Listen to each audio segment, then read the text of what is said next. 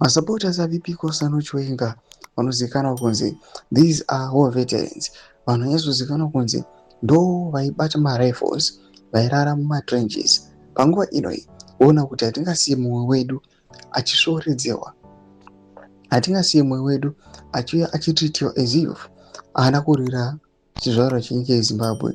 Saka pana mashoko anoita panguva inoi nemafollowers aVP Kosano Chiwenga. Tinoenda paendo with the Zimbabwean Kosa vanochimirira naVP Kosano Chiwenga vachiti this man, let's support him. Ndiye achakonza kuti Zvigananda maplans avo afeile. Don't forget subscribe or like on the bell icon.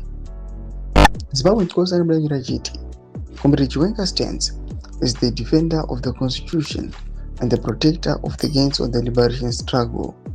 He is the only leader with the courage to name and shame the Zvigananda looting our billions. He wants an economy for the people, not for the corrupt cartels. Ndo mashoko anotoko panapa.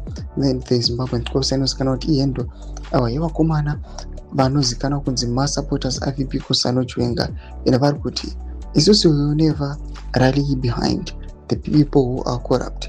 Vanofara kana vachiona nyika yeZimbabwe ichistruggle, vanhu vachimhanyira madonations, they are happy for that.